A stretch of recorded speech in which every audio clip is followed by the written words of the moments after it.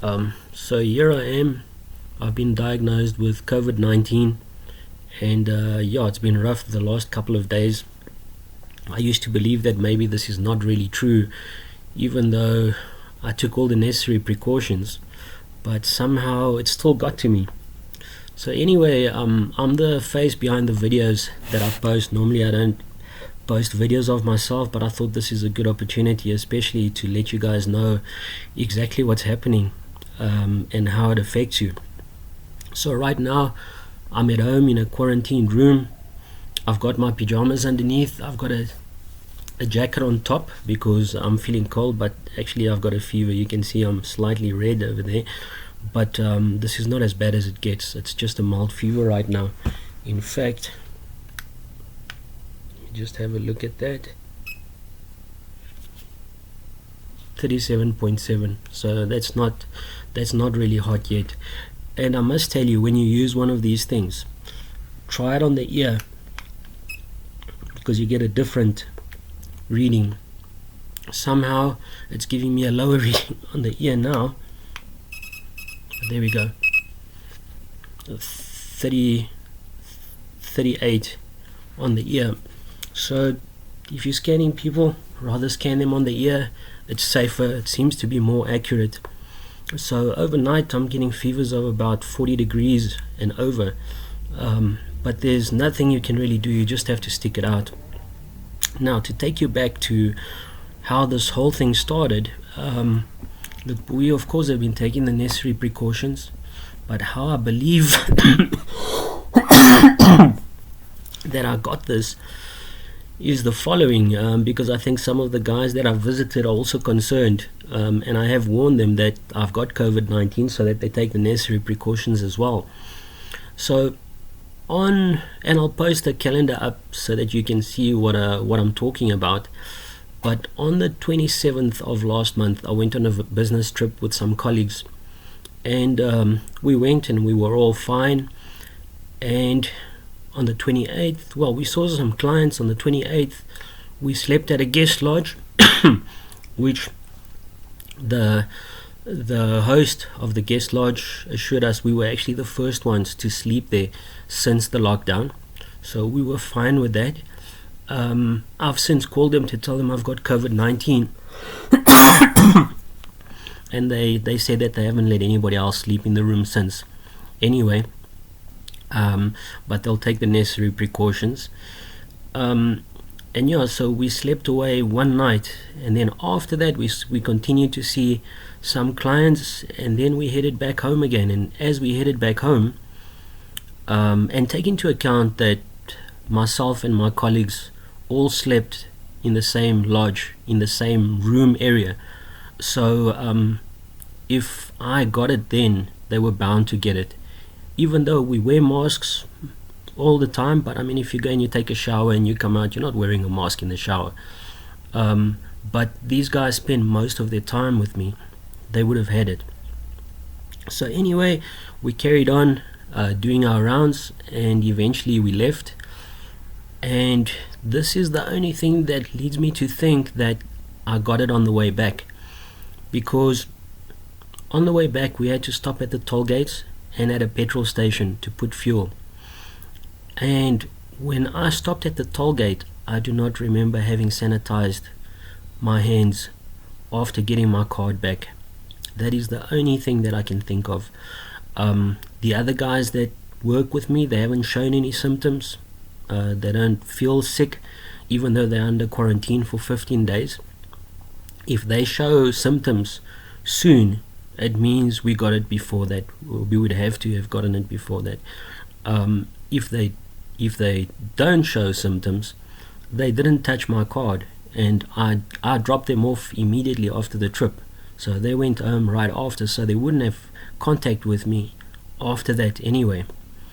So this leads me to tell you that you must be careful if you go through a toll gate. If you go put petrol, always sanitize your hands and the cards that you are using, and obviously try not to use cash, even though I was using a card, but it got to me. So there you have it. That's where I believe I got it, but I can't be 100% sure. Once I got back, I slept over at home. That was Friday night, and I started getting cold shivers. I felt very cold at night, even though I had a heat blanket on and I had a thick duvet over me. But I was feeling very cold. But I thought, okay, maybe this is the flu or something like that, and also because of the change of weather. So Saturday went by and I saw I wasn't feeling well. Saturday night, I got the cold shivers again and a fever. So I thought, no, let me go to the doctor and see what's up. So I went to the doctor. I'm not going to mention which hospital anyway. And the doctor had a look at me. He just checked my vitals. I don't know what else he checked.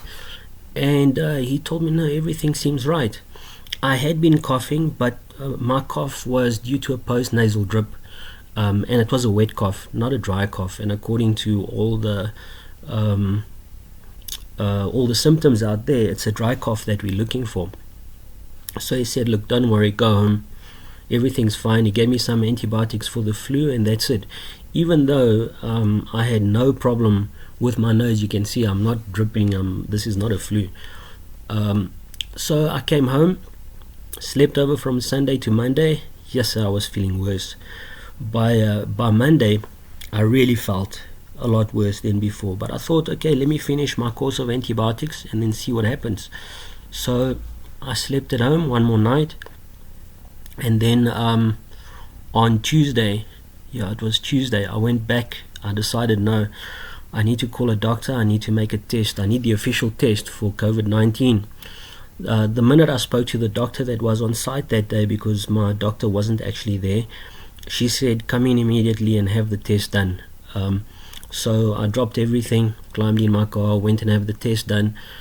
They actually tested me in my car, and they stick this thing into you that's like, it touches the back of your head when when they stick it through your nose. It's that bad. But anyway, they had to do that, and that's how they will determine if you're ill or not with COVID-19. And they did that. They said go home, and regardless of whether you found positive or not, you'll still have to quarantine for 15 days, because there's a 30% false positive rate or false negative rate, which means you could be ill and you found not to test positive. So I thought, okay, fine, I'm going to lose a lot of business by doing that, but I'd have to do it. So I came home, and once again I felt worse overnight, but I already knew that I had to have had it. No flu feels like this. And I know I actually look good, but when evening comes, like round about maybe another hour or two, I'm going to be so sick I'm not going to be able to move around. However, when morning comes, about 5-6 o'clock, then I actually fall asleep. And I'll sleep until about 11 o'clock, maybe, if I'm lucky. Okay, so that has been the process up to now. Once they called me on, so they were very prompt in calling me back and letting me know. They told me it would take 24 hours. That was on Tuesday. On Wednesday, by about 10 o'clock, they called me to say straight away, you've got it, and that I should remain isolated, I shouldn't go anywhere, etc. At the time that I was there, they also gave me medication like Tamiflu. Well, you know that nothing really helps for this because there's no cure for it yet, but I presume that Tamiflu will soothe it a bit or something like that, as well as painkillers. Now, there's a couple of pointers that I've learned along the way.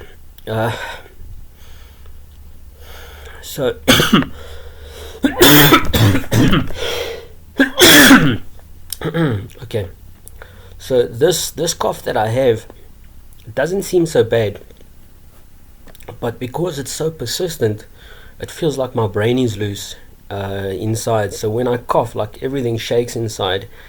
And as from yesterday, I started coughing up a bit of blood, which I did call the doctor, and they said that, you know what, it's normal if it's a little bit, as long as it's not big chunks, or as long as there's not a lot of blood in the mucus. But hardly any mucus comes out, by the way. It's dry. So what used to be a wet cough turned into a completely dry cough. Furthermore, I'll be posting more or less on what happens from here on out. I was just feeling too bad that I couldn't do this, and I can understand why other people are not posting any videos on something like this, because they just feel too crappy to do anything.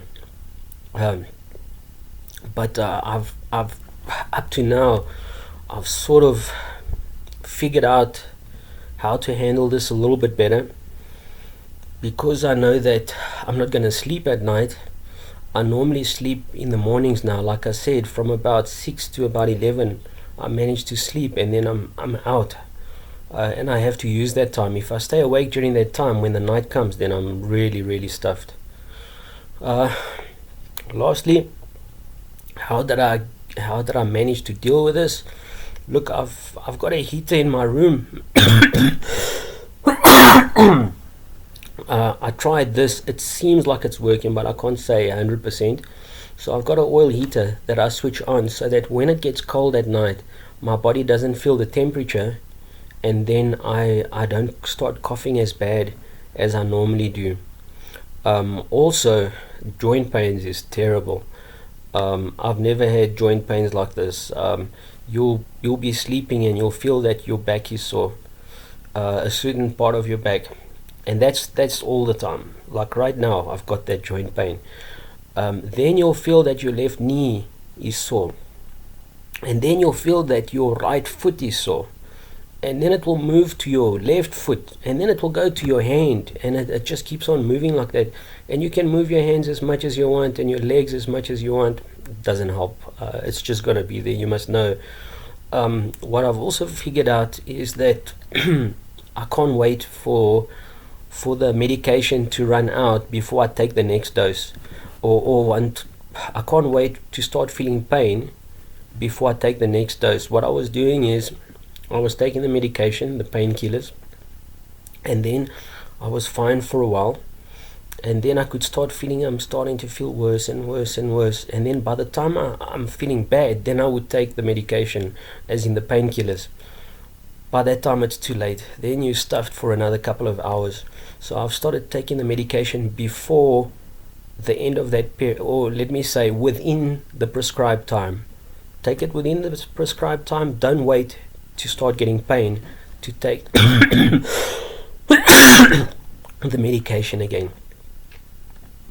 I think this is all I'm going to say for now, because the more I talk, the more I start coughing, to the point that yesterday I actually felt like a rib came out of place. But stay posted. If you've got this, it's not the end of the world, I hope.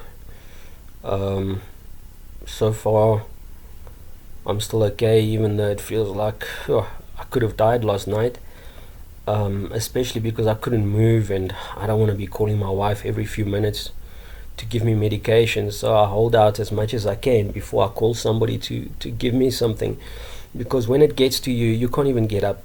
If you stand up, you'll fall over.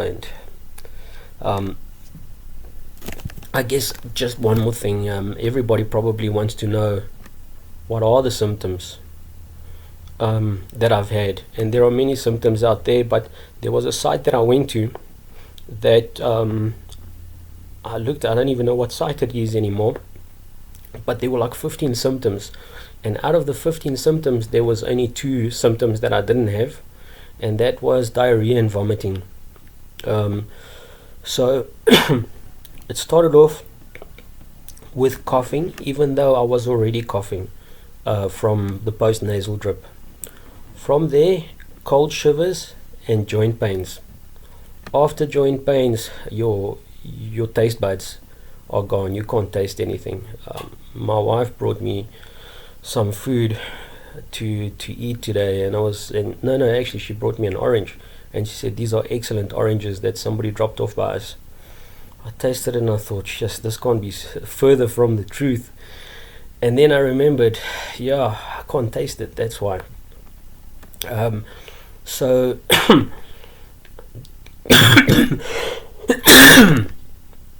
that's the next thing. Fevers, constant fevers. It's like on and off, but it gets bad, and then it gets better. Like just now, you saw that it was 38, and I'm taking fever medication. Let me just see, how much is it now? Okay, so it's 38 there now. Come on. Now it's working the other way. It seems like my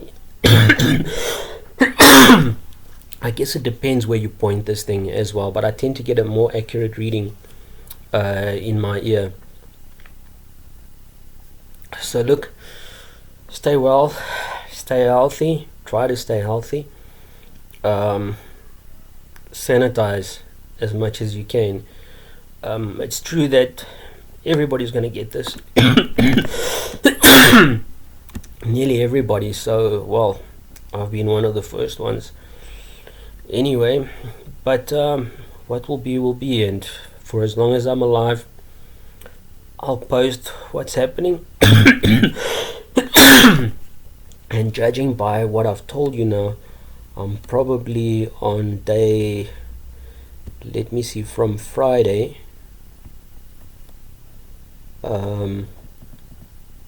so Friday, Saturday, Sunday, Monday, Tuesday, Wednesday, Thursday. I'm on day number 6 now, if I'm correct. If I got it earlier, sure, even better. Then it means that I'm nearly over this thing. I can't tell exactly how long this is going to go for. Nobody can, because you know, it's different with everyone. What I can say is that the doctor that's treating me for this has been extremely supportive. I mean, they're calling me every day to monitor my progress. Even Discovery phoned to find out if I need any further assistance. So they're trying to do what they can. I'm really happy about that. But this is one of those things where you have to walk this road alone. Nobody can really help you. You've got to pull through. And if you're not strong, I mean, I'm not saying that I'm strong. I'm not, because I'm in this condition. But if you're weaker than I am, it's going to be really tough. So look after yourself. And hopefully we'll chat tomorrow again.